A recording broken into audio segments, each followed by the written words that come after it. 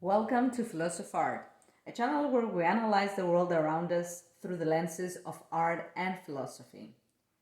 Today's piece of art is these slippers. They belong to the pop art movement, as you probably already guessed.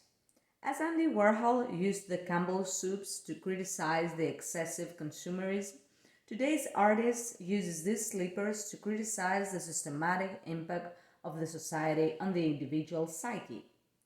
The analysis of this work will be based on two initial different aspects that at the end will be combined in one comprehensive critique. The first aspect is linked to the two different slipper sizes. The artist wants to reflect how our lives are split between two different epochs. The first epoch regards the small slippers and is essentially the childhood where we don't have any responsibility. We have more fantasy, we make dreams, and we are carefree and naive. The second epoch regards the large slippers representing the adulthood, where we have increasing obligations, decreasing free time, and we adopt a more pragmatic point of view with less room for dreams. We should not forget our artist reminds us that this categorization as the slippers is arbitrary and is nothing more than a social construction. The second aspect of this work arises from the color. The blue color is associated with male and the pink with the female.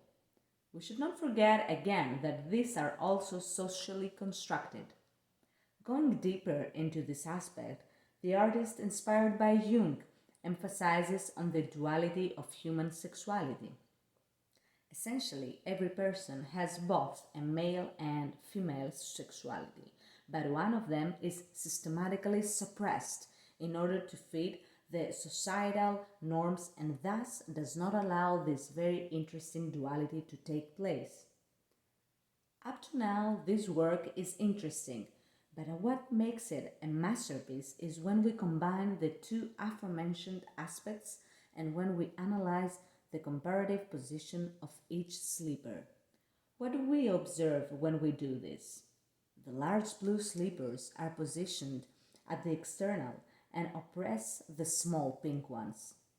Regarding the epoch duality, this highlights how the modern society leads us to suppress anything related to the childhood characteristics through the notion of maturity and realism. This pushes us to retain only the aspects that helps us survive biologically, but it takes a toll on our mental survival and it leads to one-dimensional humans.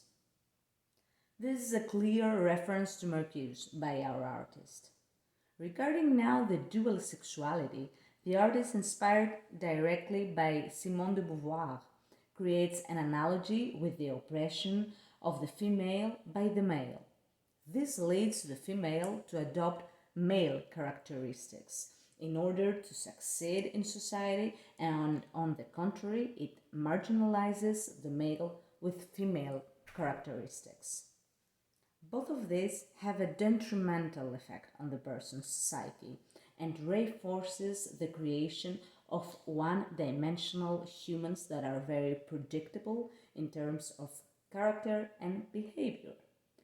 In conclusion, the artist wants to remind us that all these are nothing more than social constructions and urges us as members of society to change them.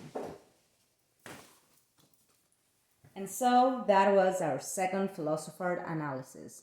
Leave your comments below about our analysis or any creative idea for our future piece of art. If you enjoyed this video, please like and subscribe to our channel to be the first to watch any new video. Thank you very much.